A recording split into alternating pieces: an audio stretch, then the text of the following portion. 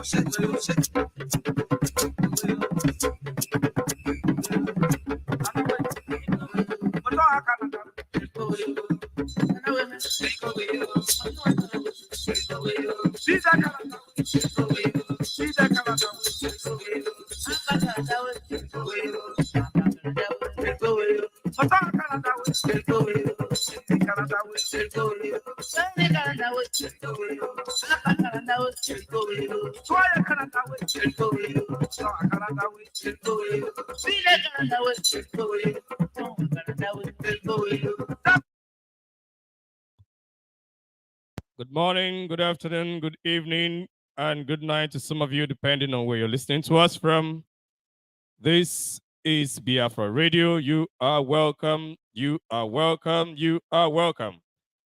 And I will advise that you welcome somebody by your side and make sure you share this gospel. Make sure you share this message as much as you can. Make sure you are not listening alone. Make sure you share this message. This is Biafra Radio. This is your program, your special program, Voice of the Coast on Biafra Radio. And I am your host. My name is Kimiowei TARI NEMI. We must proceed. Let us pray as it is our custom to do so. Let us pray. Nano way Tamara Ogonomokiri Motemeda. There is none like you in all the earth. You do great and mighty things. You have always been there. You are the ancient of days, the one that was, the one that is, the one that will always be. You have always been present, and you will always be present. But we are people of time, and you have ascribed this time for the liberation of your people, for the freedom of the Biafran people, and in extension, the freedom of all of African people. For you have committed to our trust to preach this gospel for the freedom of all of your people.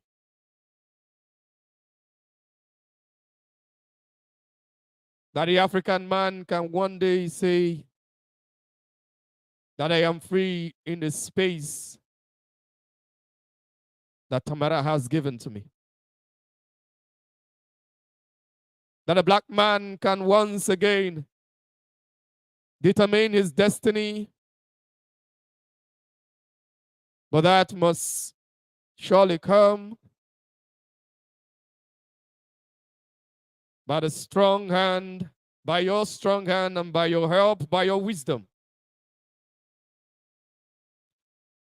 Lord, we ask that you continue to keep our leader, Mazi Namdekano, keep him safe and sound, guide and protect him. Even though he is in the midst of wolves and wild animals that are torturing him every day, physically and emotionally, psychologically. Lord, we ask that you continue to protect him, keep him safe and sound. And we pray for all of your people, all of the Biafran people and Africans worldwide, all fighting to make sure that motherland Africa is free. All fighting to make sure that Biafra land is free. Lord, we ask that you shall continue to empower your people with your wisdom and with everything that is necessary to put us at a place that we should be. Lord, we ask that you continue to empower us financially and otherwise, that we may be able to continue this work, that at the end of the day, your people shall be free. And free to worship you at home and anywhere else. Lord, we ask that all those that have bowed their heads to altars not built in Africa, all those that have bowed their heads to foreign gods and to foreign peoples, and they have sworn to make sure that provided money keeps coming to their account, that the Biafran people and the African people shall never see freedom.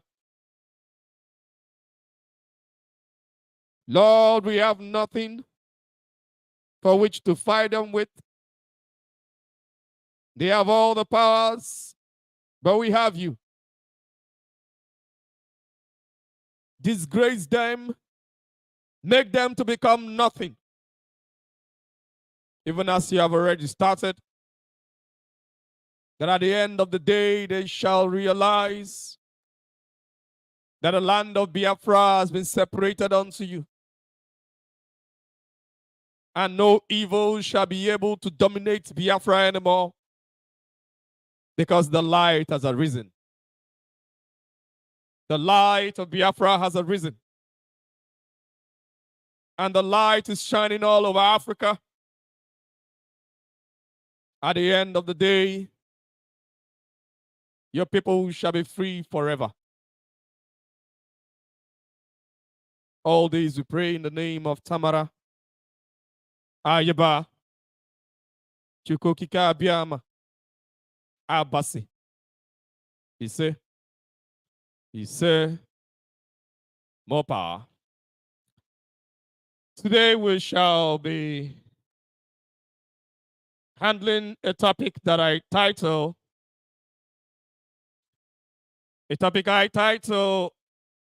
Africa's Revolution. We are in the era of Africa's revolution. That is the era that we are in right now, the era of Africa's revolution. In case you're not aware, I'm announcing it to you that we are in the era of Africa's revolution, because Africa must be free and the land of Biafra must be free. You must understand that some of us, when we started, we thought that the land of Biafra will be free, then we shall be free enough to preach the message so that the rest of Africa can free themselves. But the one who lives in heaven is wiser. Biafra land could have been free before now, but definitely there are internal forces that are fighting hard. So the spirit can no longer wait. Went ahead to rekindle the revolution, or to kindle the revolution for the freedom of Africa. Because if Africa is free, they will no longer be able to hold on to Biafra land. You should understand that. If the whole of Africa is free, or at least 50% of Africa is free, how else can they hold on to Biafra land? And this wind of revolution, this wind of freedom is taking all over the whole of Africa, because you must get this message that once people understand that they are in slavery and they begin to know the right steps to take, they begin to identify their problem, because Africans are beginning to identify our problem. Africans all over Africa are beginning to identify our problems.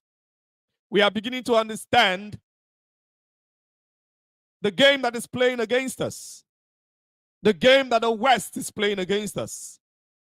Africans are beginning to understand the game. They thought that we are going to remain gullible forever. They thought that we are going to continue to blame all those puppets that they put in Africa, in those different institutions that they created and call them countries, and planted puppets to control those places for them. They thought that we shall continue to change them. When you change them, they possess that one again, or they even present the possessed one, and you think that you have changed a leader, or you have changed the ruler, and that one comes out and he becomes worse. But now we have understood the game, all of Africa. And when Africans were yet to understand the game, whenever anybody that seemed to be smart gets to position of power and refuses to bow to the West, they slaughter him, they kill him, they kill his people. That is the game that they have been playing. That is the game that the West have been playing against us. It is a game of perpetual slavery. Slavery, even while you are in your own house. Another man is far away in another continent, controlling you while you are in your own house, in your own building, on your own land, controlling you with remotes from far away land. Funny enough, they were controlling Africa at a time where they could not even send, when they had not even developed weapons that they could send from Europe or from America to destroy Africa. They were controlling us. Can you imagine that? At a time when if only Africans had put themselves together, they wouldn't have been able to win a war against us. How many are there in Europe?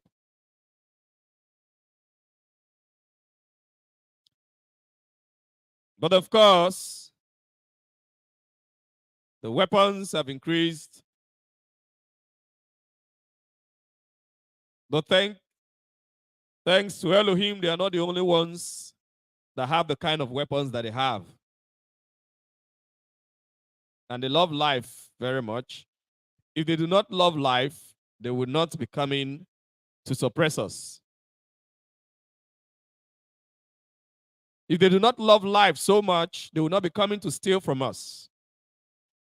It is when a man loves himself more than he loves you, that is when he will come to steal from you. Because he loves himself more. That is to tell you that if he wants to kill you, him too is afraid to die. Because he loves himself. When a man stops loving himself, he commits suicide.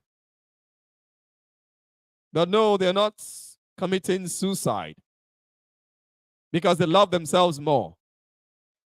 So irrespective of the weapons that they have, they are not ready for the whole world to go extinct. And that is why we should not be afraid. They're not ready for the whole world to go extinct.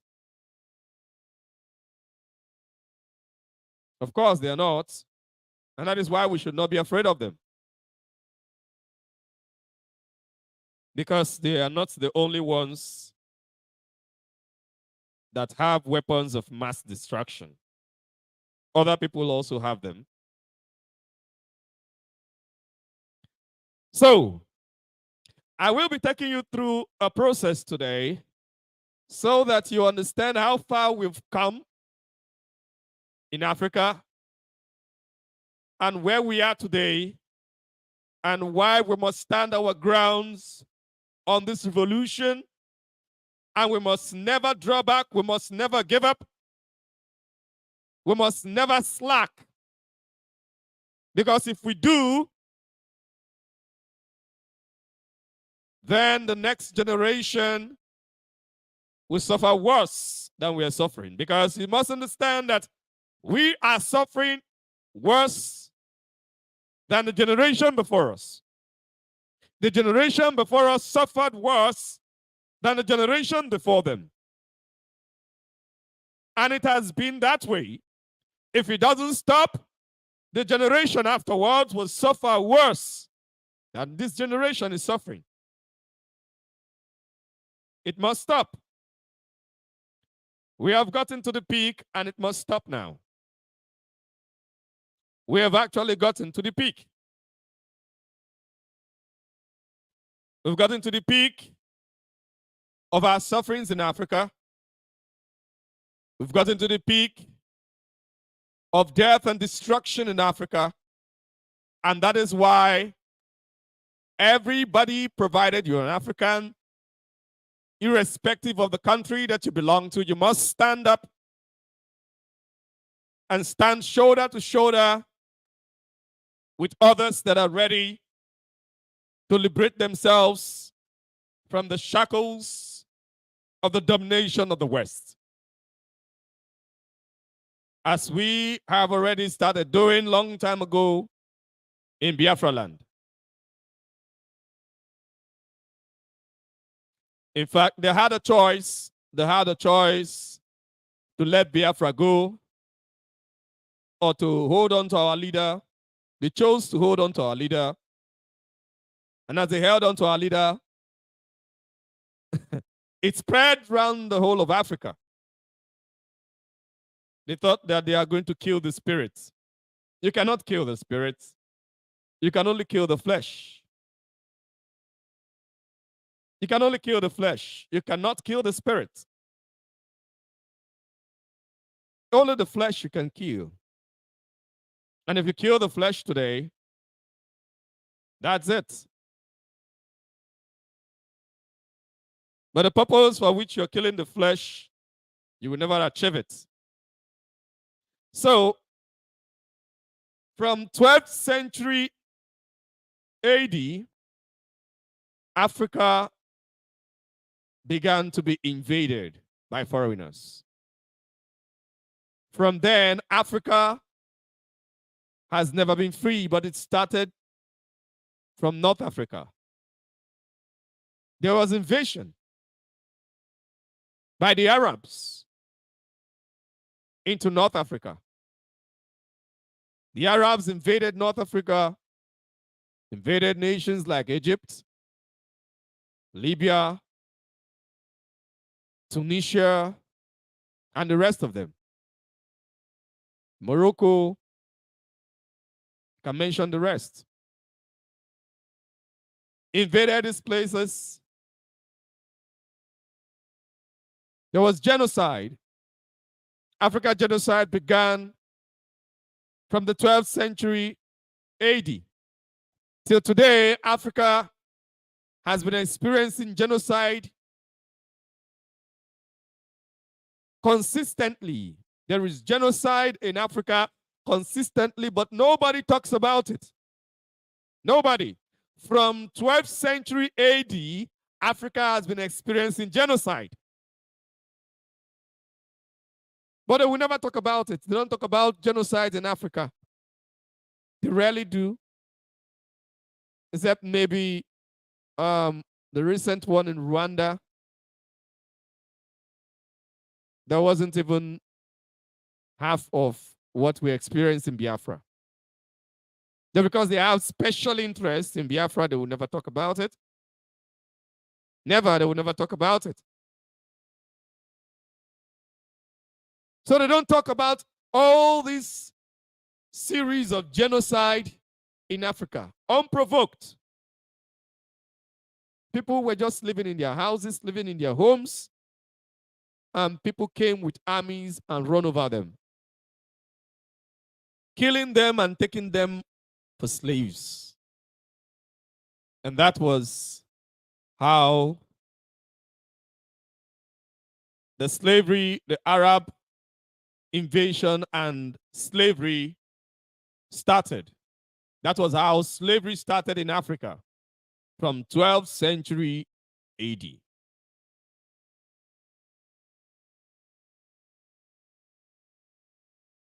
They ransacked towns, killed lots of people, and occupied the spaces they left behind. And many others ran down to Western Africa.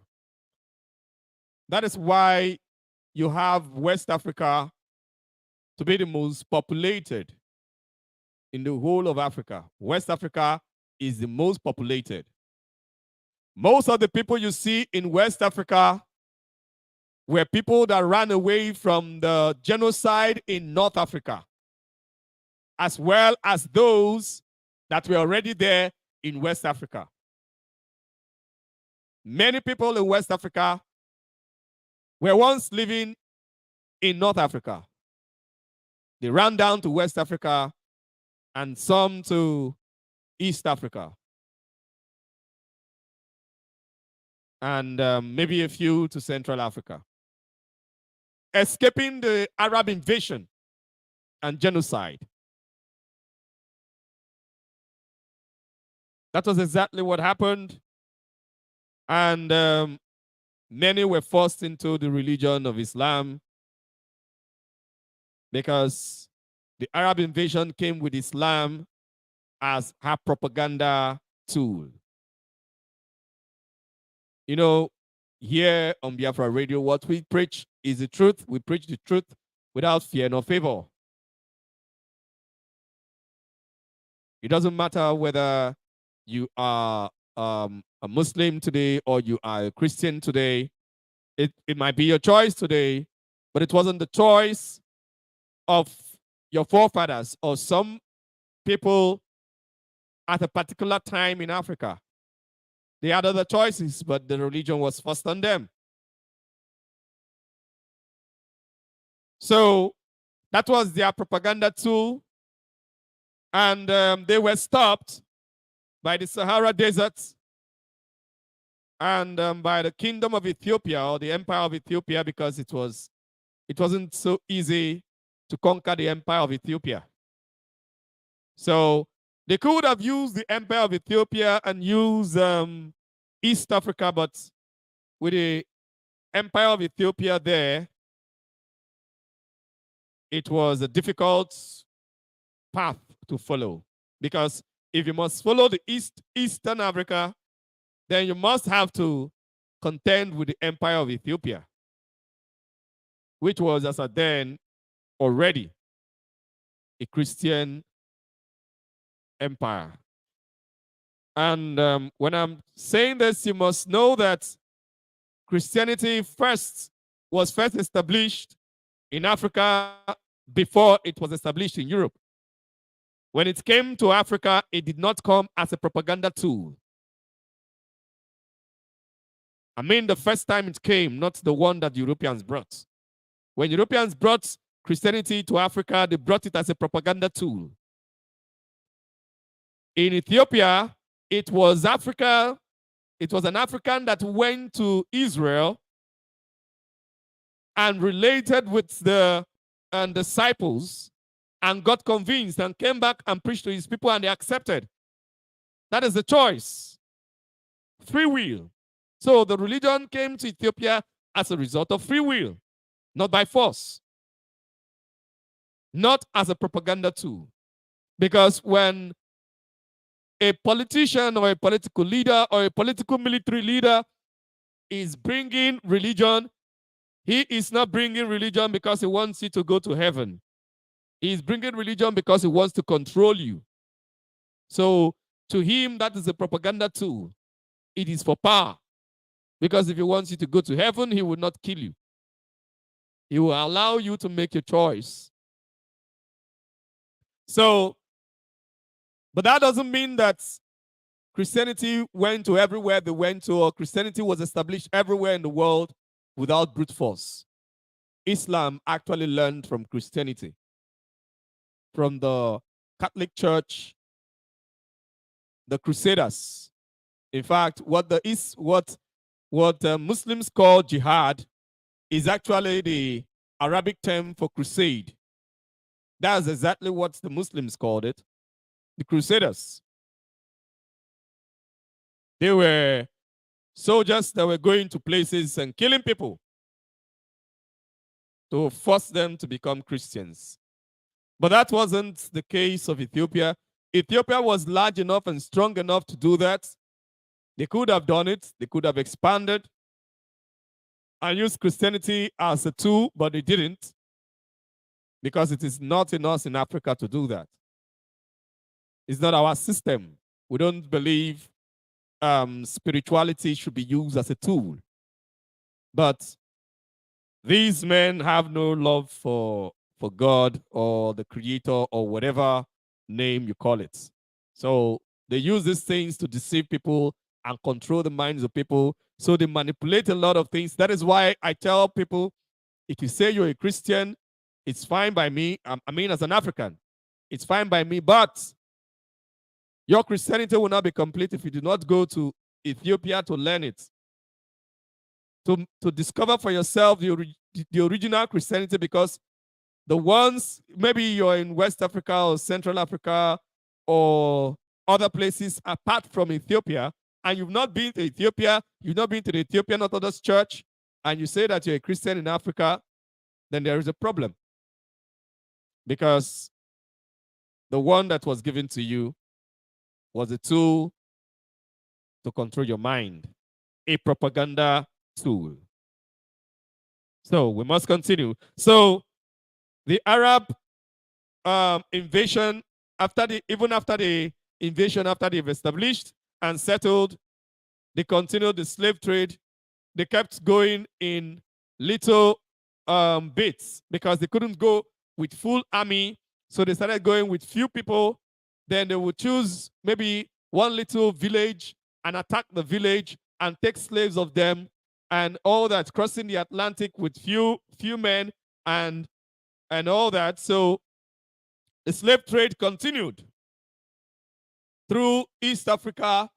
Then they started having some Africans that they have deceived with the money, and some of them started seeing it as a good trade. So they joined, and they also started invading their own people as well, their fellow Africans, probably not from their own tribe, okay, but from other tribes, people that look like them, and they started selling to the Arabs that sold to the rest of Asia, India, and all that. So this continued until the Europeans met it in Africa. In the 16th century, from 1526, when the Portuguese came to West Africa, when they brought their ship to West Africa looking for gold, they came to West Africa with the intention of buying gold, with the intention of buying spices. They came because you must know that they've been trading with Africa. Okay, if you have been following my programs, I have actually handled the initial trade, okay, where they used to use the trade routes of Morocco and all that, Tunisia, those North Africa trade routes into West Africa. And it was from West Africa, the Kingdom of Mali and Timbuktu and all of these other ancient and old kingdoms and empires in Africa, in West Africa, have been selling gold to them and all that. Probably buying them from Ghana and some other places in West Africa, mostly from Ghana. I mean, current day Ghana, not the ancient kingdom of Ghana. So that was what brought the Portuguese to West Africa. But when the Portuguese came and they saw that the Arabs were already dealing in slaves. They were now like, wow, this is much more than gold. And the Portuguese continued from where the Arabs stopped. And the rest of Europe, the British, the French, and all the others joined the Portuguese. They didn't stop at West Africa. They went down to the whole of Africa. They mapped Africa. All of those maps that you see was to make their invasion easy, to make them understand the places, not for the Africans to be able to travel to their own places and know about themselves. No. Most of the ancient maps that you will see, or the old maps, let me not say ancient because it's not so far in time. Most of the old maps that you will see of 12th century, 16th century, and all that, those of the 12th century were made by the Arabs, and most of them were made by the Arabs. Then those of the 16th century, 17th century were made by the Europeans, trying to make their work easy for them so that they can go to different places and buy slaves and invade communities, kill people. You know, the way they do it, when they come, they invade communities, they invade villages. Many people run away. Maybe they will put fire in people's houses while you are asleep. You just wake up to fire, and everybody will be running. And those that they can grab, they grab. They use guns in case people are trying to fight back. They grab these ones, put them in their shape, and they move. So when they continued with this, and a particular time when they saw that, okay, when they started meeting some rivalry, they started engaging other people, other Africans, to be doing this dirty work for them.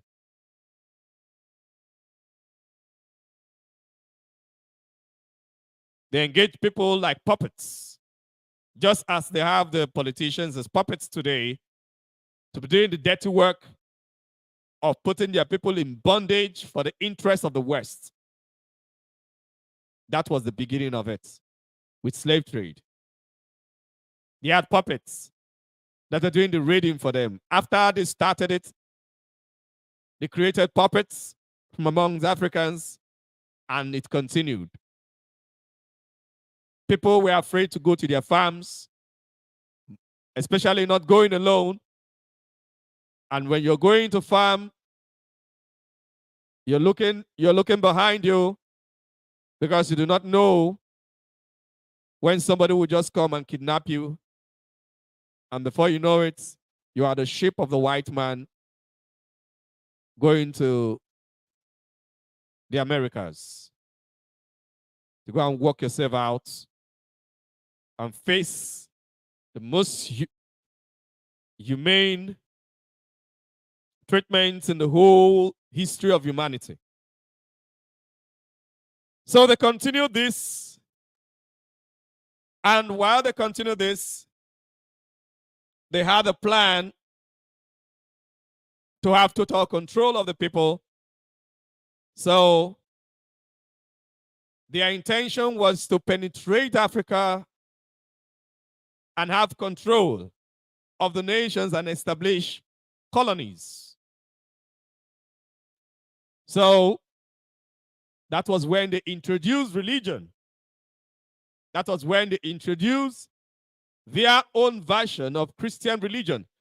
You must understand, if you have studied a little about the history of the Christian religion in Europe, you will understand that when Christianity got to Europe, the Europeans redesigned Christianity according to the culture of Europe, according to the European culture. And then it was Rome that was ruling the whole of Europe. So according to the Roman culture, And after the fall of Rome, the Catholic Church continued in that Roman culture until other places started revolting, and they now designed them according to their own culture. So in England, you have the Anglican Church. In different places, they now design them according to their own culture, so that will suit them. So when they were coming down here to Africa, they brought these things in their own culture, in their own design, in a way that, because when they design these things in their culture, it is to make their people to be submissive to them. The Anglican Church was to break off the powers of Rome on England. So when the Anglican Church is coming to you to impose the Anglican Church on your land, they are actually making you to be loyal to England. So that was the design of Christianity in Europe. Christianity in Europe is a political tool. There is absolutely nothing spiritual about Christianity in Europe. Christianity in Europe is different from Christianity in Ethiopia. Of course it is. It's different. Nothing spiritual about it. If at all there's anything spiritual at all. But there's nothing spiritual about it. It is pure political, mind control, propaganda. That is what it is.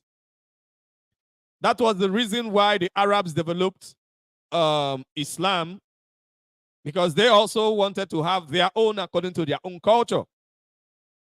All those places, Arabia, all of them, there were times when there was Christian influence over those places. The Catholic Church had certain influences over those places. Though not all of them were Christians, but there were Christian influences over those places. So they designed their own to suit their own politics. So the religion was just a political tool. So when they brought it to Africa, it is because they want to deculture you, if that English is correct. They want to take your culture away and replace your culture. So that was the reason they brought religion. So to make you not to believe in yourself. So they told you everything that you knew, every form of spiritual practices is wrong, is false, is evil. Okay, and this one that they are bringing now is right. So provided you keep believing that, you will stop believing in yourself and you will start believing in them. And everything there is painted in their own color, in the color of their skin.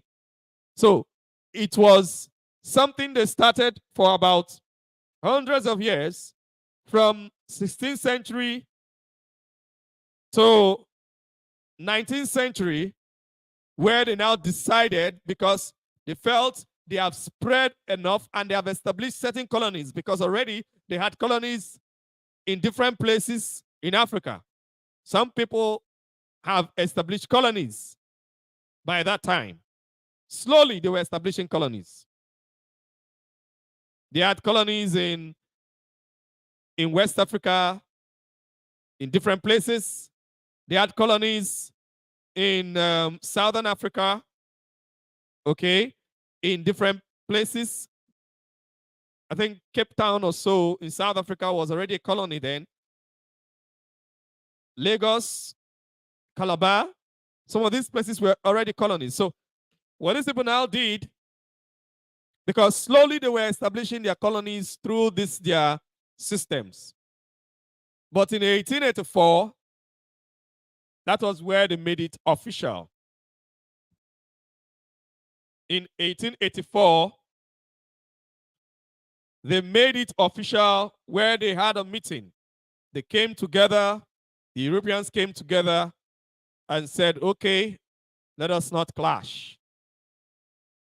We have prepared the people. We have invaded them with religion. We have made them gullible. We have made them to believe in us.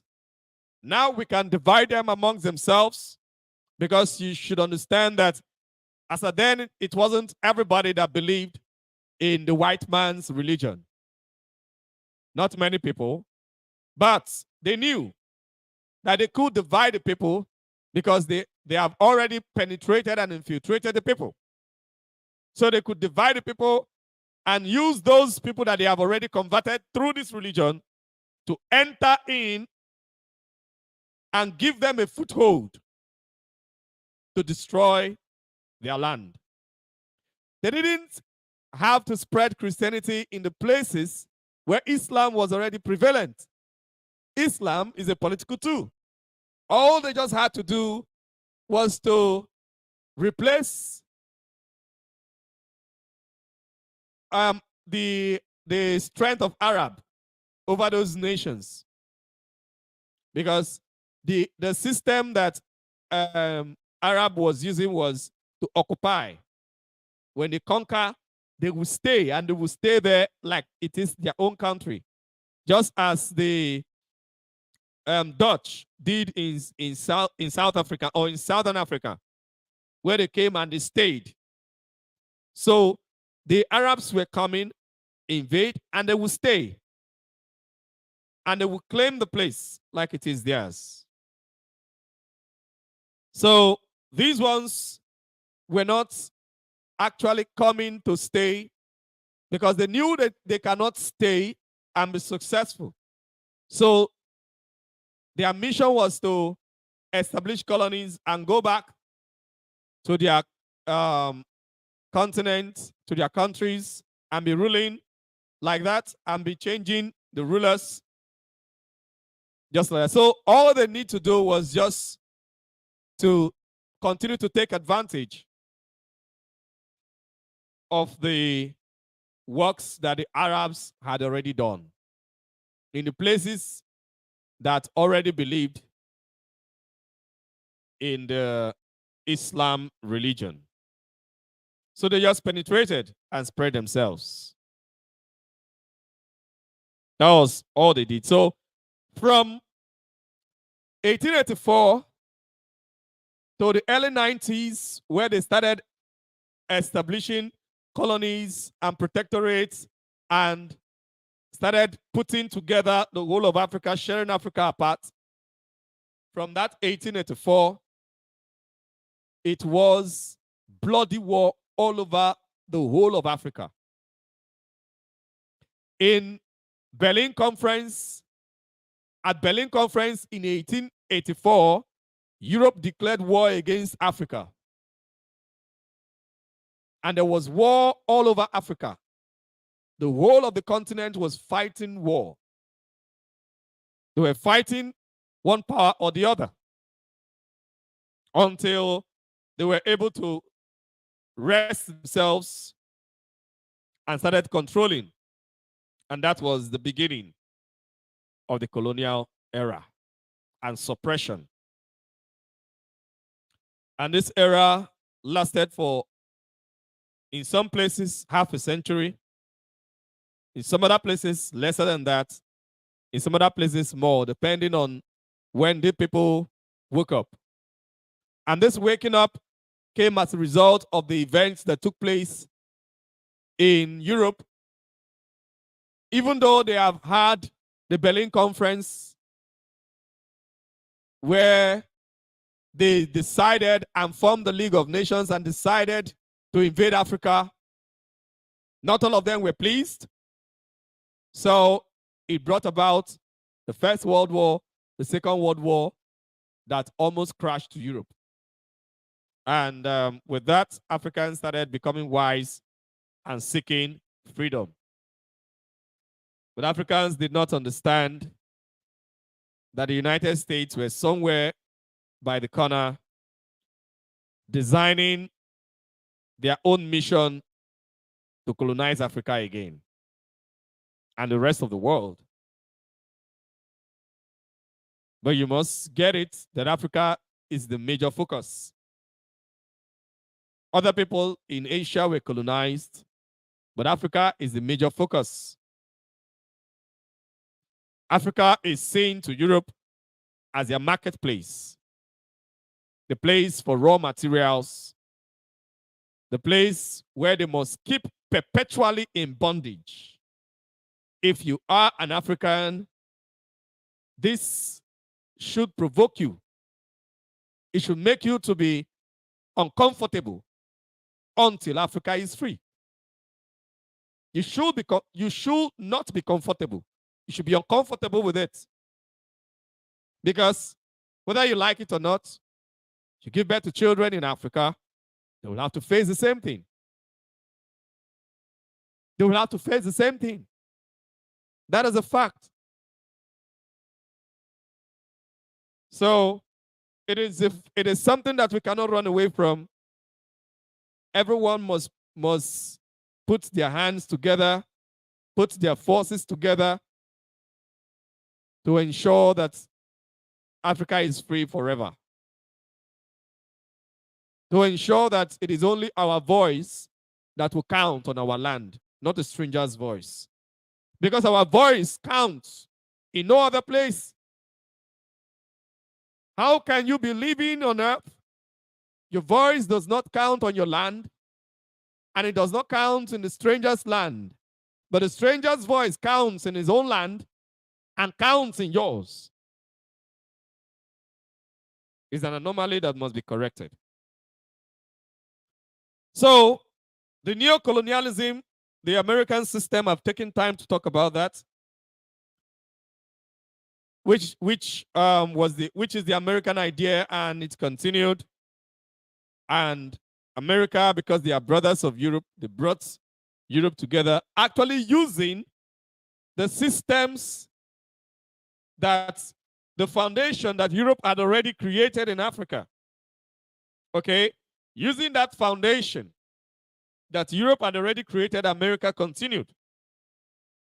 The foundation of Christianity and all of that, America brought in their own version of Christianity, and it also spread in Africa. In fact, it even have more strength than even the Orthodox churches that Europe brought. The American style of Christianity. Okay, so that one also came up. So they continued from the foundation. And you must get this straight.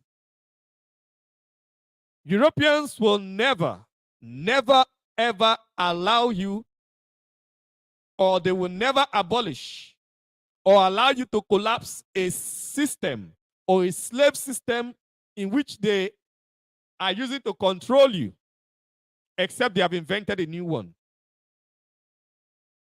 I'll take that again. Europeans will never allow you, or they will never on their own abolish or allow you to collapse a system that is working for them, a slave system to control you that is already working, except they have invented a new one. So if they invent a new one that they know that will work, and you will accept, and you will not even realize that you are enslaved, they will abolish that one that you have realized that you are enslaved. Because when there was slavery in Africa, every African knew that they were enslaved. In fact, you just cannot wish it away, because the pains of slavery is real, it's there, everybody can see it, it's physical. So, but in order for them to establish their legs stronger in Africa and make you believe that they are the good guys and not the bad guys, they collapsed it because they wanted to introduce colonialism. So they don't need to carry you out of your land anymore to take you to America and all that to sell you. No, they leave you in your land and enslave you with your kings and all your powers, enslave you on your own land. That is colonialism. So when colonialism was no longer working and the Africans woke up that, oh, this system is not going to work for us, strangers cannot continue to rule over us, they invented a new one, which was invented by the Americans, neo-colonialism, whereby they allow you, they give you local rule. They allow people from amongst you, puppets from amongst you to rule you. Meanwhile, they are behind. They are behind creating these puppets. Okay, if you go to my page on Facebook, TARI NEMI, you'll see where Ali Bongo, the man that was just removed from power in Gabon, Ali Bongo was bowing down and submitting himself to certain French folks. So you understand why he has been doing all the things that he has been doing in Gabon. Submitting himself to certain French folks.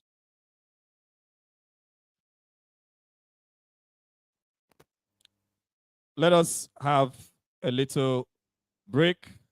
We shall be back.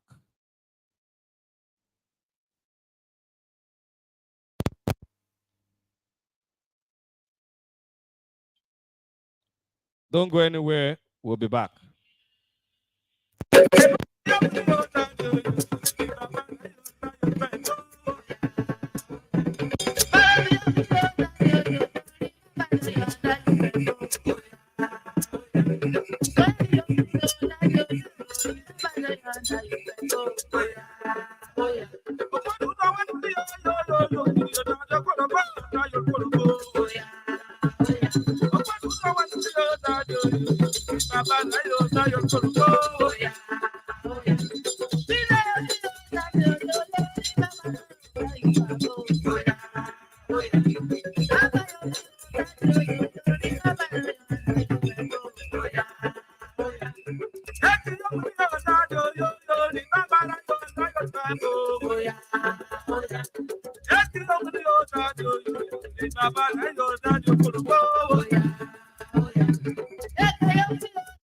Welcome back, welcome back, welcome back. Welcome back. We must continue. So,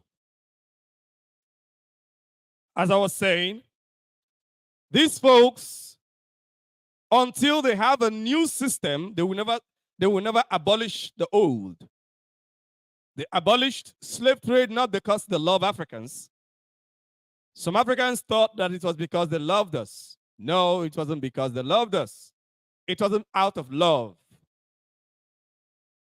It was because they knew that if this thing continues, these folks might realize this game and they might revolt against it. And if they do, it will be difficult for us to continue to control them. So let us first of all change it and establish ourselves even stronger with colonialism. So that was what they did. That was how colonialism started. And when colonialism faded after the Second World War, and many folks coming out to protest, neocolonialism was introduced.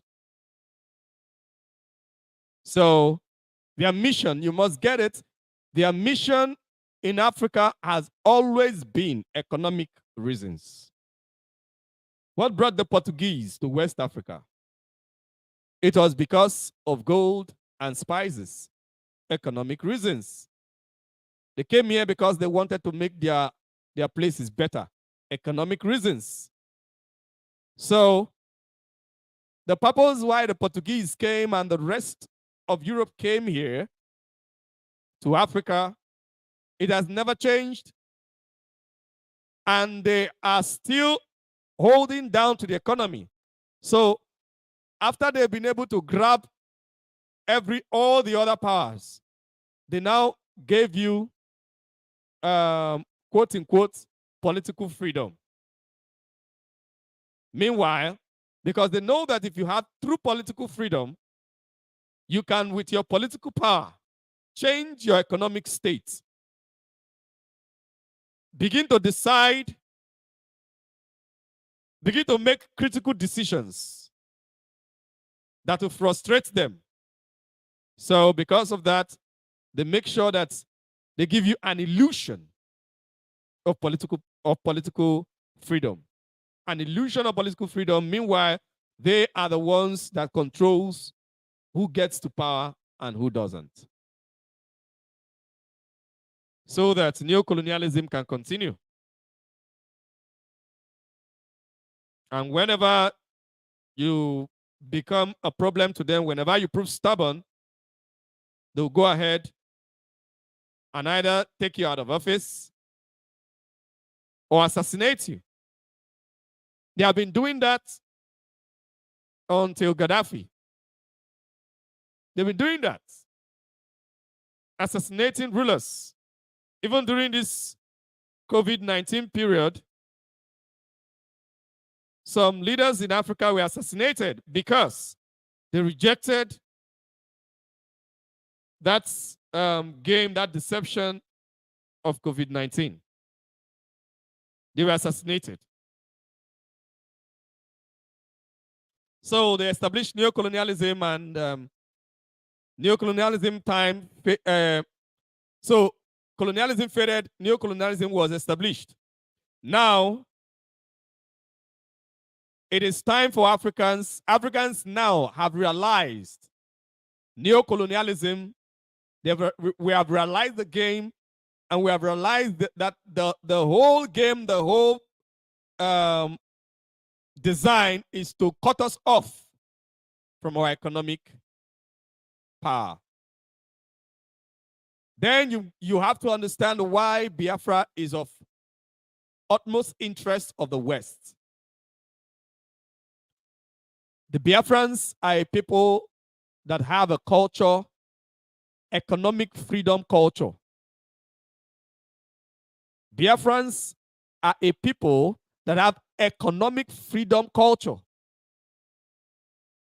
You cannot, a people that have economic freedom culture, you cannot allow them to have access to political power and still control that economic freedom. It's not possible. We are one very few people in this world that have economic freedom culture.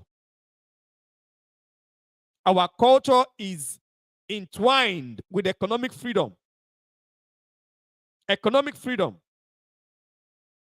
Right from the family system. So that is the reason that these white folks, they hate the people of Biafra. Because you have a system that is dangerous to their mission. Their mission is to ensure that they control the economy of your land, the economy of the whole of Africa. So that game will be difficult for it to work in Biafra land if Biafra is free or if Biafra is given sovereignty. So that is why they always make sure that Biafrans don't even have power, even in the zoo. Because it will only be natural when a man is in power that he will exhibit his nature. It is only natural. Goodluck Jonathan wasn't according to the plans of the West. He was an accident. Goodluck Jonathan was a miscalculation of the West. Of course, nobody will expect that somebody would die in power. You must know that Obasanjo works with the West. Obasanjo is one of their puppets. One of the puppets of the West. So they are probably the one that's given the advice in order to suppress the agitations in the coasts of Biafra. Because as at the time, the agitations were very hot. So they needed something reasonable to suppress it. They needed to give the people a fiction, something that is not real, that can at least appease them. So that was why Goodluck Jonathan was made vice president. Because in the zoo, vice president is nothing. It's just a ceremonial office. But they never knew that the president will die and Goodluck Jonathan will become president. And that was why when he did, even though he didn't do enough, even though he wasn't strong enough, but for the fact that he's a Biafran, his presence there annoyed them. And the steps that he was taking, they didn't like it. That is why they are still fighting to make sure that the Biafran never gets to power in the zoo. Yet, they don't want Biafrans to be free. But that power is not within their hands. That power is not in their hands. It's not in the hands of any man. It's in the hands of the Biafran people. It is our choice. And we have made the choice to be free. So, no matter what they do, no matter how they do it, we are going to be free. Actually, their game worked. Their game with Goodluck Jonathan worked because if Goodluck Jonathan was not vice president, the amnesty wouldn't have been successful. Who are those people that are going to listen to the federal government of the zoo for amnesty? As at that time when the whole coast was hot, everybody was angry. You must give us our rights. So they had to use one of their own to deceive them. That was the game they played with Goodluck Jonathan and suppressed the agitations on the coast. They suppressed it. Suppressed the agitations. So they brought amnesty, and you know the whole story. Until Mazi came. And Mazi was never in their plan. They never thought that a man like that could come up and start preaching. Not even living in the zoo, living with Britain, living in Britain, living in UK with them, but preaching the gospel that woke up the whole of Biafra land and made our people to understand the whole game of the design of the zoo and why the zoo is dangerous to us.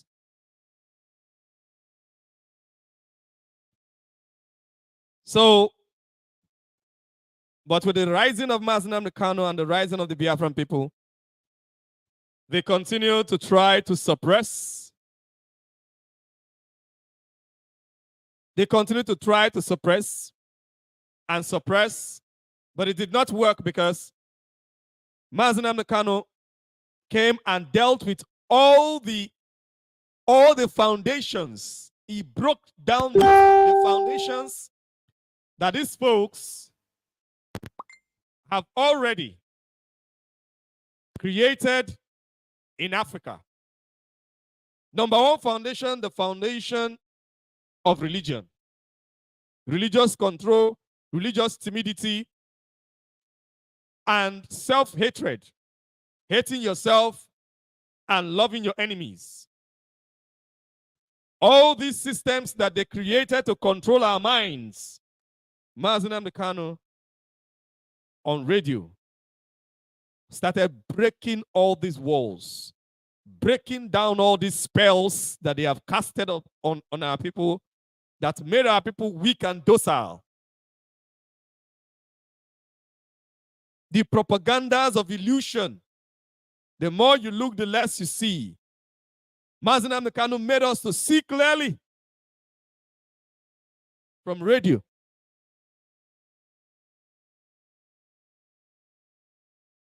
The issues of tribalism and all of that, you know, in Biafra land, we say the truth. In this movement, we say the truth. We have nothing to do with tribalism. We say the truth as it is. We do not hate anybody. It's not out of hatred. that we are telling you what we're telling you. But the truth is the truth. If you're humble enough,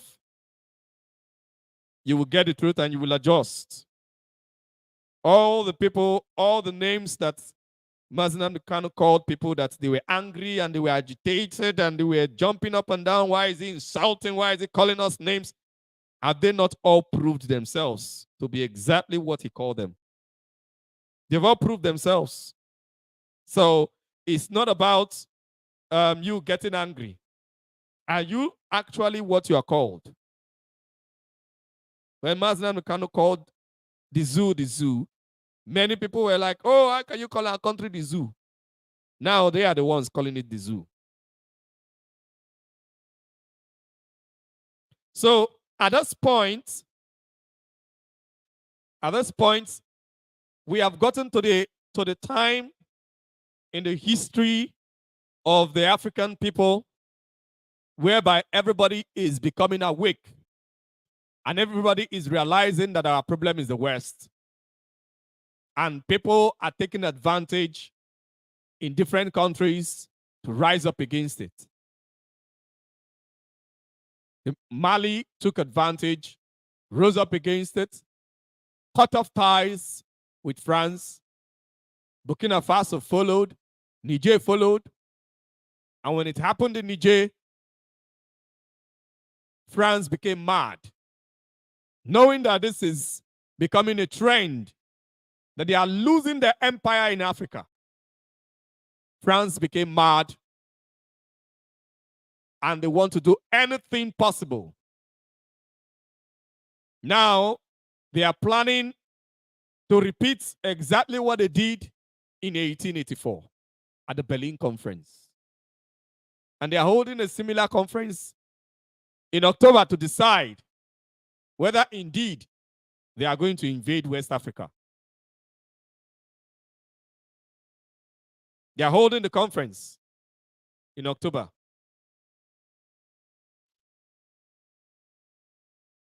We cannot control whatever decision they choose to make.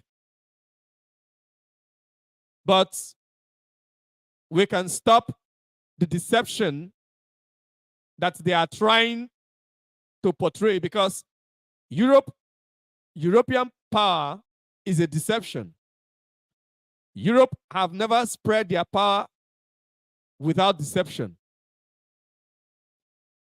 They colonize our lands through deception.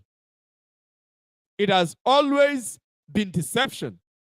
Once you can break their deception, you have defeated them.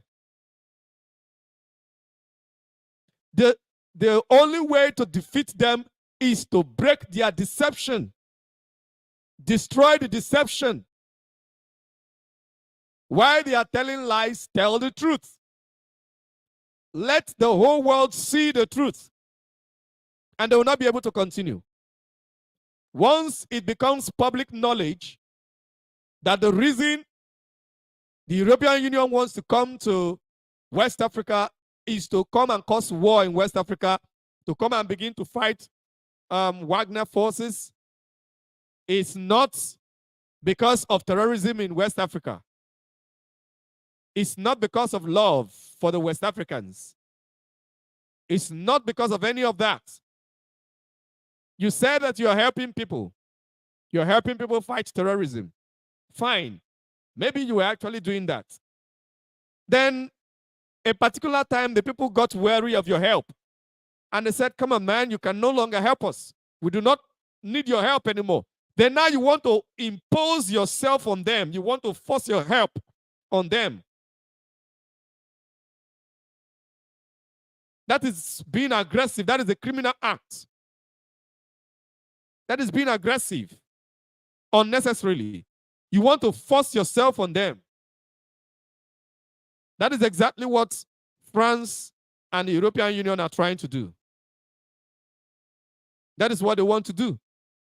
They want to force themselves on West Africa. The reason they want to do that is because they want to stop the revolution. But they cannot stop the revolution. They cannot stop the revolution. The only thing that they might succeed in doing is to put West Africa in flames. Of course, I know they don't care. They know that once they bring their army to West Africa will be in flames. Initially, they wanted to use ECOWAS because ECOWAS is their puppet organization. African Union is their puppet organization. They wanted to use ECOWAS. They wanted to use African Union. No, ECOWAS, actually, because I don't think African Union have any military structure and all that. They wanted to use ECOWAS. But ECOWAS did not work because the West African people refused and protested against it. Other people from other countries refused and protested against it. Not their puppets that they are controlling. The masses. The masses said no. So ECOWAS became weak. And it became public knowledge that ECOWAS was trying to invade Niger, Burkina Faso, and Mali. So the people said no, and ECOWAS became weak. So this will make you understand that the fight that ECOWAS was trying to fight wasn't the fight of ECOWAS. France and the European Union and probably the United States, they have hand under that push that ECOWAS was making. Their hand was under. But when ECOWAS, because as I told you earlier, they always work by deception. They always work by deception. They deceive people. So when ECOWAS failed, because ECOWAS have failed in that mission, they now want to come and do it by themselves. They now want to come and do it by themselves on foreign soil. They want to bring their army just as they did with Gaddafi. You know,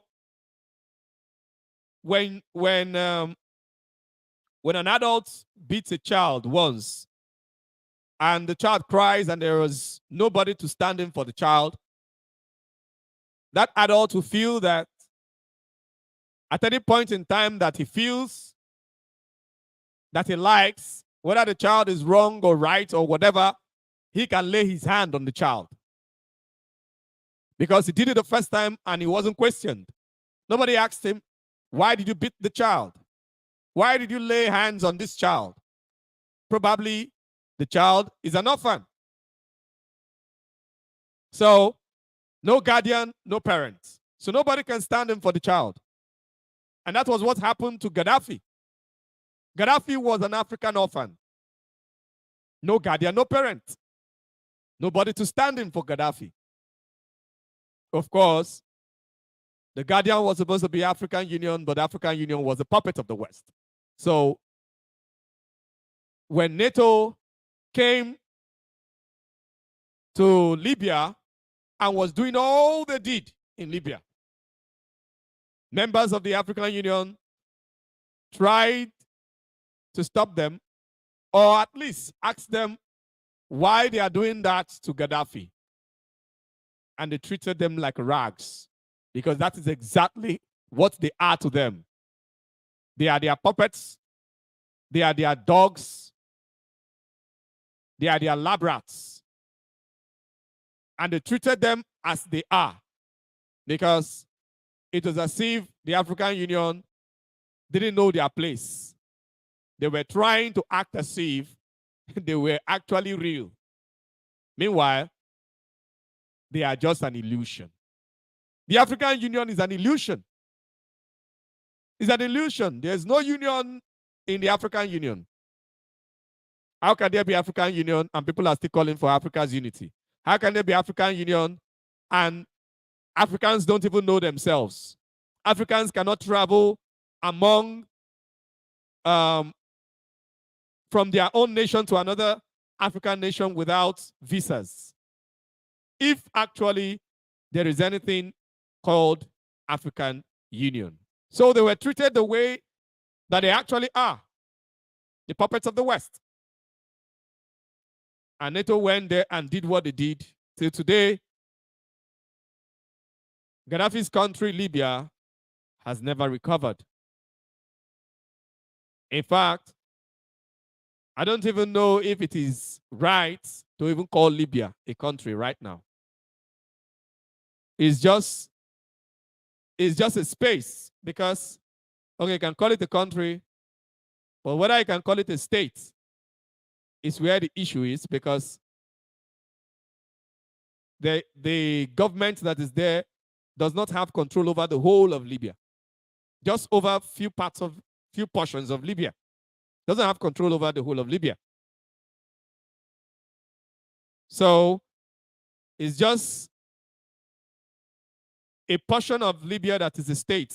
The rest is just an open territory where terrorists enjoy themselves and hold sway. So that was how they were actually treated. That was how the African Union, or the members of the African Union, were treated, because Gaddafi was an orphan. So, but when this adult tries to do that to a child, beat up a child, then another adult that is strong enough to face him, if he wants to fight, come out and ask him, why did you beat up this child? Why did you do that? In defense of the child. Okay, the child was wrong, the child did this, the child did that. Okay, so why didn't you look for the guardian or the parents to report the actions of the child to? Why do you have to go ahead to beat up the child? If such action is taken, that adult the next time will not beat up the child. That adult afterwards, if he sees any of such action of that child that made him to beat the child the other time, that particular adult might talk to the child and look for the parents to report the activities of the child. And that was exactly what happened to Gaddafi and to many other African leaders that these people have killed, mostly in the territories that used to be French colonies. French have in their hands the blood of many African leaders. Many African leaders. Not one, not two. And France is not alone in that. Belgium, Britain, and the rest of them, they have their blood, they have their hands filled with the blood of African leaders that have tried in one time or the other to fight against the imperialism of the West. But this is a season of revolution. That time is over. That's time where the West control the minds of Africans and tell us what to think and tell us what to say and tell us how to say it and tell us what to do and tell us who to love and tell us who to hate. That time is gone. That time is gone. You cannot tell us who to hate anymore. You cannot tell us who to love anymore. You cannot tell us how we must live our lives anymore. You cannot tell us how we must marry. The West got so high in controlling the minds of Africans that they wanted to impose on African soil how we must marry. Because they came with their religions and told us that a man must marry a woman. For the Christians, the Arabs said he can marry up to 4. then that's the limit. The Christians said, or the European Christianity, because I didn't see anywhere, I've read the Bible a lot, I have not seen anywhere in the Bible where it said that a man must marry one wife. Of course, it is in the Bible that one man, one wife is the perfect, as in that was how it was created in the beginning. But it never said that if a man marries more than one wife, that it is a sin. But the European culture says it is a sin. So the Europeans brought their culture and imposed it on the Africans that believed in their Christian religion. So Africans that used to marry more than one wife and had large families, and the wives were not quarreling. The wives were not jealous. They were at peace. At those times, they were all at peace. They understood themselves until the European religion came in and said that it must be one man, one wife, and the women became jealous. But that's not the topic for today. So when they were able to convince us concerning how we must marry, they told us that, okay, you can marry, you marry one wife. Then we saw them, a man that have one wife, have many girlfriends everywhere he went to. But the African man then could have 2 wives or 3 wives, and in the whole of his life, those are the only women he has ever known. But the European system, a man can know up to 1,000 women, but marry only one wife. Same goes with the woman. A woman can know up to, carnally, know up to 3,000 men, but one man at a time. And she's free to divorce and marry as many men as she can, provided it is one at a time. The African culture was way different from that. But our people thought theirs was the best. But right now we have seen the disaster in families that it has caused. In Africa then, there were no bastards. We never had bastards in our culture. But in Europe, they had bastards in their culture. We never had bastards. There was nothing like bastard. Every child is legitimate. Every child have a father, irrespective of how the circumstances that brought the child to life. Every child had a father.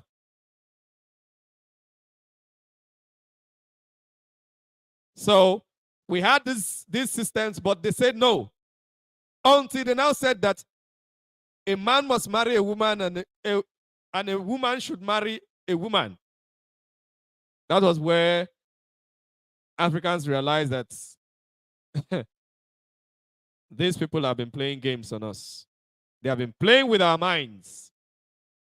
That even the natural mating of animals, they also want to change it because they feel they have control of our minds. Because it's accepted in their culture does not mean that it must be accepted in our culture. It is alien to us, and we cannot accept it. It does not mean that people that want to do it cannot do it in their secrets. It can be your secret affair. It's your business, but don't bring it to the public and use it to disturb everybody. That is our system. So that was the extent to which these people came and controlled our minds. But now, all their games have been made bare. We have all understood their games. We have understood all their games. We have understood all their games. At this juncture, I will be opening the lines so that those that want to call will be able to call and give their contribution to today's program. In case you want to call into the program, let me announce the number that you can call. And you can only call on Signal.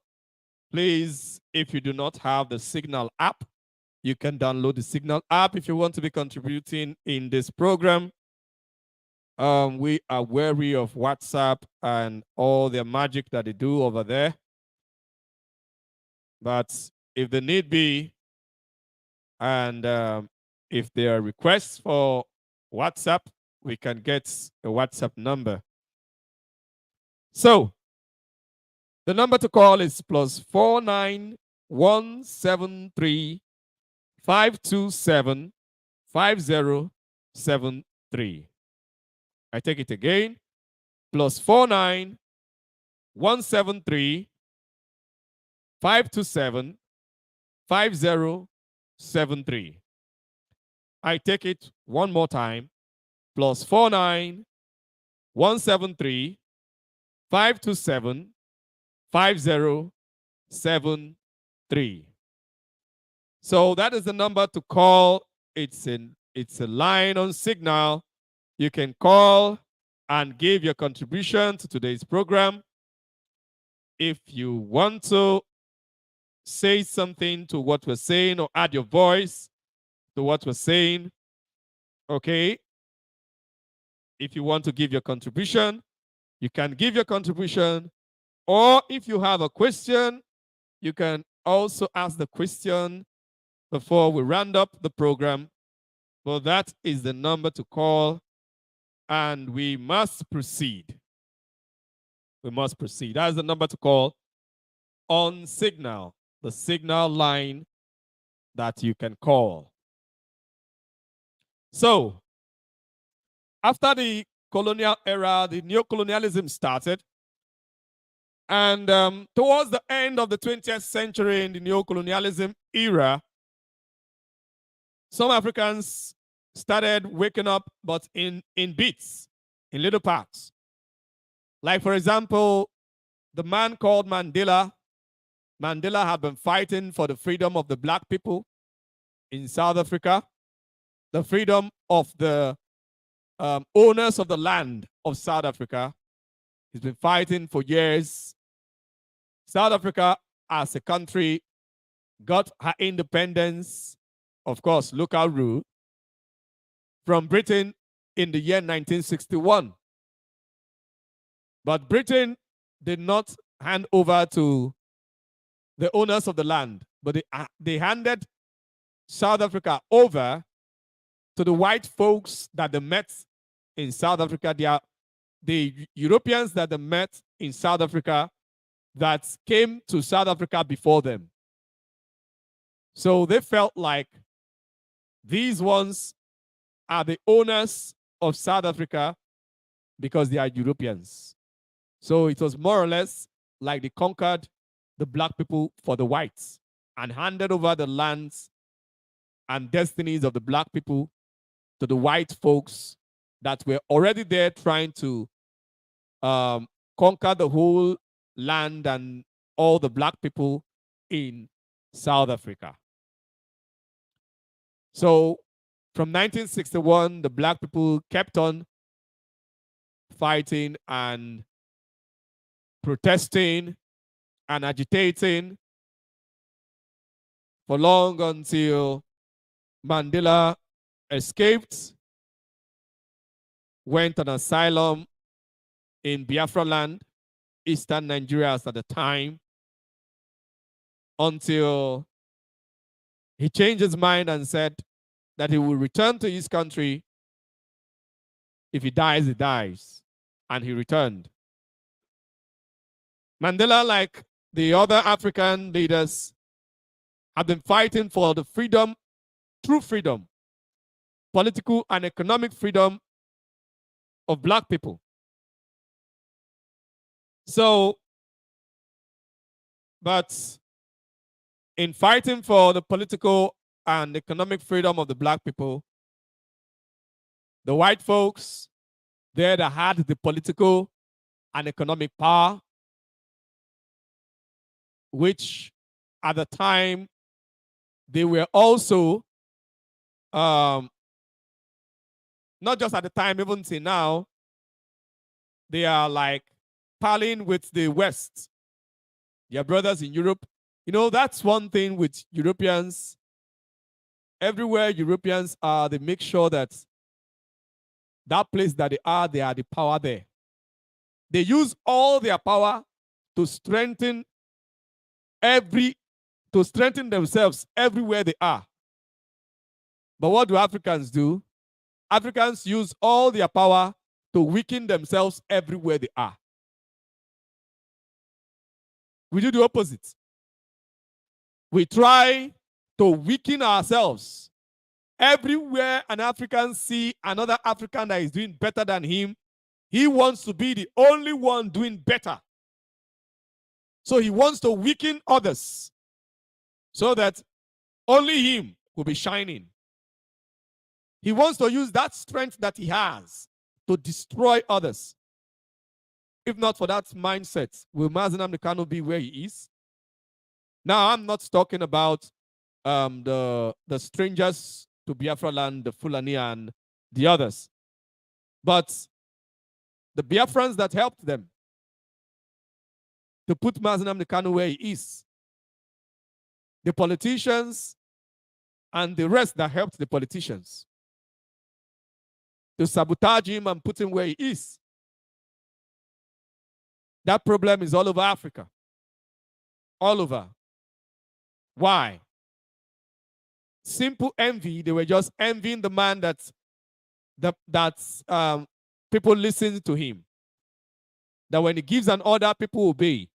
Envy and fear. Fear in the sense that they know that they are doing wrong and they've been doing wrong. So they want to fight back. They want to make sure Biafra doesn't succeed so that they will not be on the run. So instead of them to be on the run, let the good people be on the run so that they can continue from where they stopped. So the white man is not like that. He made sure that the white folks over there continued in the power. And Mandela and the rest of black South Africans suffered for years. Mandela was in prison for 27 years until the late 90s when he got his freedom and ruled over South Africa. But that freedom was just as the freedom that they have been given to the rest of African countries or the rest of African territories or the rest of the territories of their territories in Africa. The same thing. Political freedom, not really political freedom. Okay, access to political office. Yeah, I think that's the right way to put it.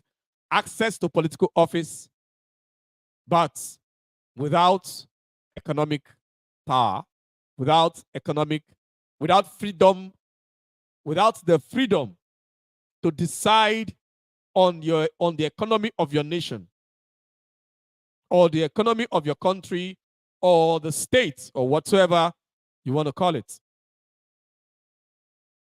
That was exactly what they gave to Mandela, denying him of economic freedom. But because there was already, the white folks are already there, they kept to themselves the economic freedom. Even though that choice, the economic power, even though that choice was even beyond them, because Britain do not want the economic power to be in the hands of the black folks. Because they know that if South Africa have economic power, it can be the strength from which the other African nations can pick up from and become strong and chase them out of Africa. But unfortunately for them, It is happening now, whether they like it or not. Even though they do not wish for it to happen, it is happening. And the revolution is everywhere. The revolution have kick-started. And this revolution will not stop. No matter what they do, the revolution will not stop. The revolution have already kick-started. And we shall continue to nurture it. And many more places shall become free and unite as strength together. And Africa shall no longer be subjugated. And somebody might be asking or be thinking, where does Russia, China, and the rest of them come into play? The BRICS, where do they come into play? The BRICS of Russia, China, and others, they are important in this game, but what is most important is Africans realizing their problem and making sure that this freedom stabilizes. So if other people outside Africa, if the Asians or the BRICS or whatever they're called, are trying to support the African people to be strong, to stand. I know the West are doing so much to ensure that the only force that they will have to fight is Russia. They are doing so much to make sure that China do not get involved militarily in this war that they want to bring, because it is in their hands to just pull out of all this war, most especially this one that they want to bring to Africa. So they are trying to talk to China to make sure China doesn't get involved militarily. Because with the alliance of China and Russia, it will be very difficult for them to suppress. It will be very difficult for them to defeat. Because they have put all their strengths together. They want to sink Russia. But I believe the Chinese are wise. I believe the Chinese are wise. They have always been acting wise in world politics in recent times. At least in about 30 years to this time, the Chinese have been slowly growing themselves in world politics, and they've been wise. Because whether the Chinese like it or not, the West hates China more than they hate Russia. The West hates China more than they hate Russia. They fear China more than they fear Russia. And Russia is strong, China is strong. But only Russia, it will be difficult to fight off the West. Only China, it will be difficult to fight off the West. That is why you see these economic alliances of BRICS, which in time can become, if the West keep on pushing their game, it can become military alliance. Because when you become my friend, my business friend, it becomes duty for me to look out for your safety so that our business will succeed. So they should learn to understand that the world have advanced and they can no longer make of other people their own slaves. That is what the West must have to understand. Nobody wants to go to Europe and invade you and destroy your lands and kill your people. Nobody in Africa have such vision. I do not think the Chinese have such vision. I don't even think Russia have such vision. Everybody is only trying to keep you in your own space, so you remain where you are and stop causing nuisance all over the world. All over the world, you are present there, and anywhere you are present, there is disarray, there is no peace. But you claim to be going there to effect peace, but there is no peace. There is no peace. All the places you go to, you make sure that you destroy everywhere. There is no peace. Allow people to live the way they want to live. You are not the police of the world. You cannot police the world. People should be free. You can use your media platforms, condemn evil, fine, but not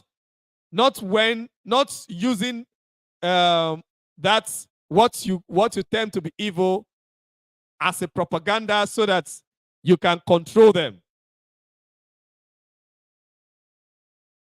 No, you can condemn evil but maintain your space. You do not like other people to encroach into your space. When Napoleon Bonaparte when he almost conquered the whole of Europe, Europe revolted against him. That is still this same France. Revolted against Napoleon until France was shrinked back to her original boundaries. You don't like it. So why are you doing it to others? And why do you think that other people will tolerate it forever? At least we have tolerated it enough. You have made lots of money from our land. You have developed your land. You've had the best of life. You've controlled our lives. You've killed a lot of our people. A lot of Africans. You have treated us the way you choose. But this is the time for you to retreat because you cannot win. You cannot win this one. Because the only reason you have been winning was not because you are strong. Of course, I will not say that you're not strong. You have been strong. But it wasn't because of your strength. It was because of your lies. But now your lies are over. You can no longer lie to us for us to believe you anymore. Your lie games are over. You can no longer deceive us. All those games that you've been playing on our minds and controlling us and deceiving us, all those games are over. So the best thing for you to do is to retreat and begin to treat people with respect. I call them respect. And take your hands off Africa and leave the puppets for them to face their fate. Leave them to face their fate. Because Africans are dealing with puppets. With the puppets that you planted. Africans are dealing with these puppets. So the best thing for Europe to do is to retrieve and allow the puppets to face their fate. Because you cannot win. You cannot win. And the more you keep pushing, the more you will lose. The more you keep pushing, the more you will lose. And the more you will be strengthening others to hate you. We don't hate you. But the more you keep pushing and trying to control our minds, the more you'll be forcing us to hate you. Because you can no longer deceive us and continue to deceive us. It will not work. It will no longer work.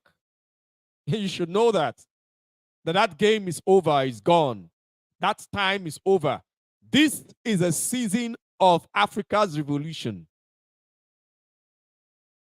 Because we have decided to educate ourselves, not the kind of education you brought. Of course, you did not bring education here.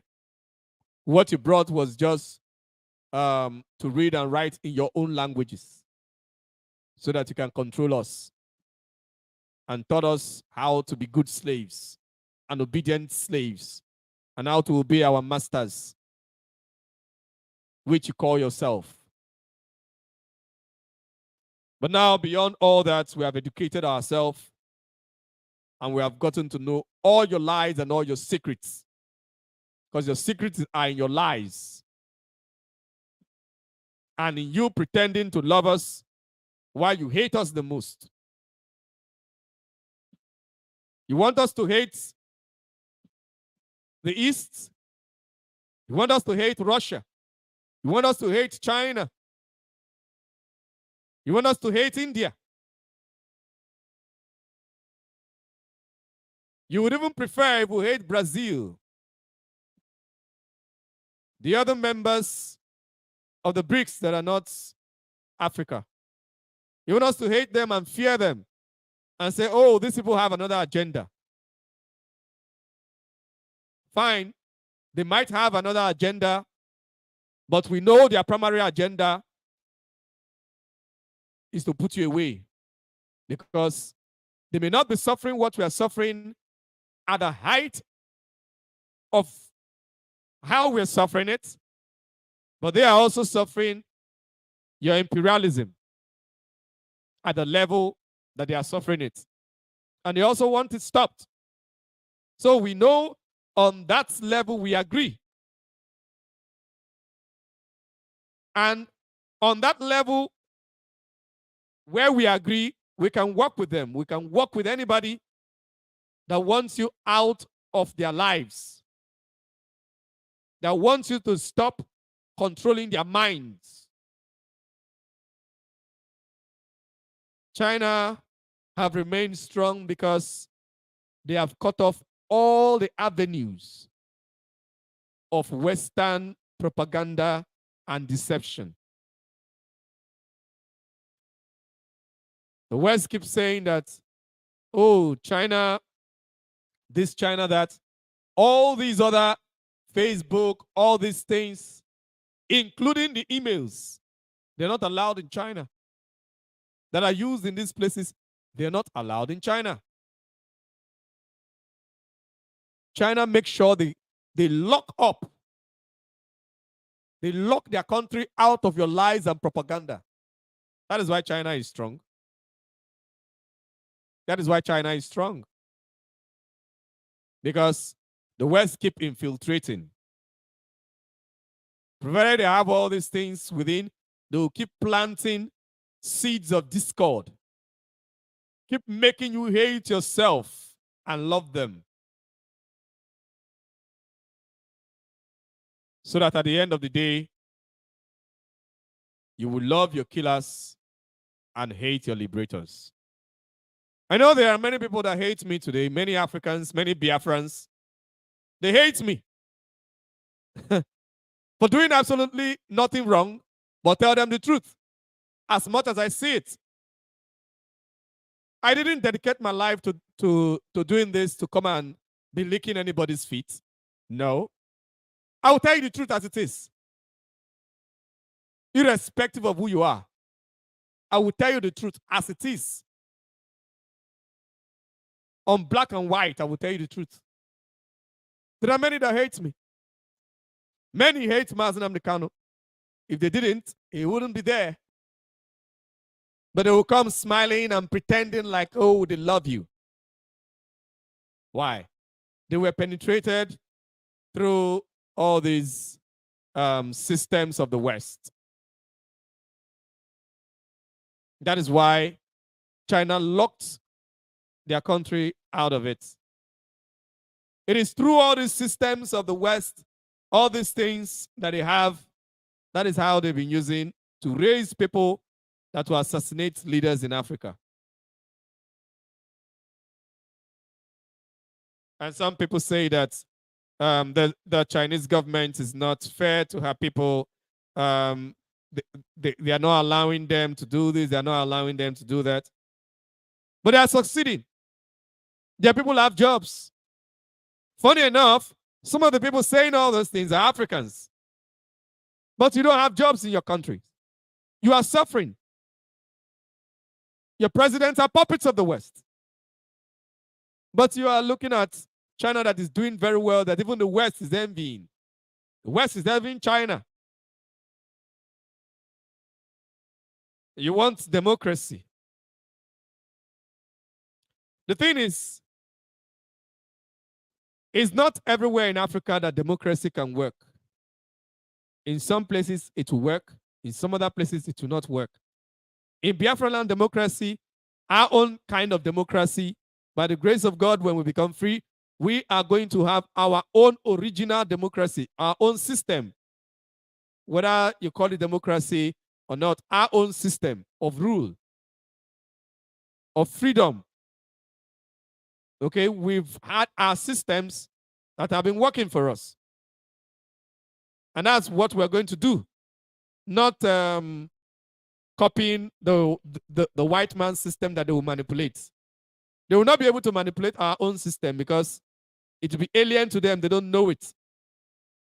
We are going to teach them if they want to learn. So not using their own. When you use their own, you can never know it like them. It is not yours. It is theirs. It is their system. They created it. And they are the masters of it. And that is why they want you to practice it. They want you to practice their own system of democracy so that they can manipulate it. Because if you practice their system, they can manipulate you. But if you practice your own system according to your own design, then it will be difficult for them to manipulate you. It will be difficult. Like when Goodluck Jonathan was president, the government was talking about 5-term president, governors coming to power. You rule only once. 5 years, you rule only once. You rule 5 years and you go. Not standing for another election. If you win one election, you have one chance to develop your land. 5 years, and you go.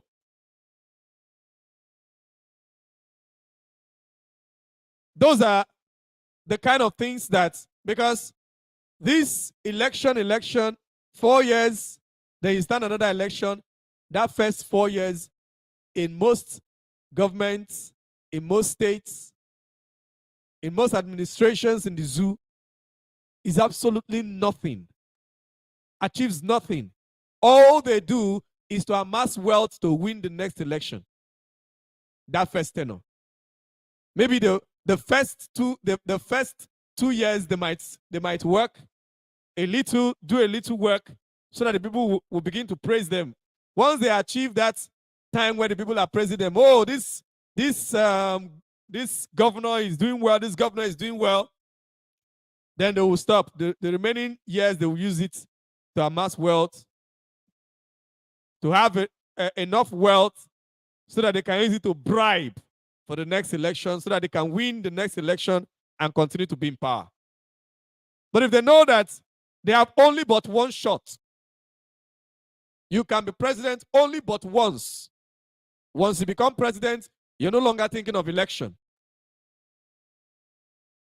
You're no longer thinking of election once, 5 years, or maybe 6 years. And that doesn't mean that within that period you cannot be kicked out. So I'm not saying that, I'm not approving that system. I am only saying that we must use a system that works for us. We must use a system that works for us. That is the only way. A system that works. Not the foreign system whereby if you miss one letter, you have to go and copy from their book. You know, the way people used to copy their classmates in school. When you write that, you write CHA, then you go and copy whether you're correct. Okay, I have not put T, you not come and put T. That's the way African democracies have been operating. They keep copying. Instead of to do it to suit their own system. Once you design it according to your own system, the West will not be able to control it. The one that works for you, approved by the people. To be difficult for the West to manipulate it. And that brings us to the end of today's program. I want to thank you all for listening. This is Biafra Radio. This is Voice of the Coast on Biafra Radio. And my name is Kimiowei TARI NEMI. Thank you all for listening. Make sure you continue to share this broadcast so that other people can as well follow through, and not just Biafrans, but also every African that you know. Make sure they have access to this and they listen so that the system can continue. When you wake up, it becomes your responsibility to wake others up. Thank you, and God bless you.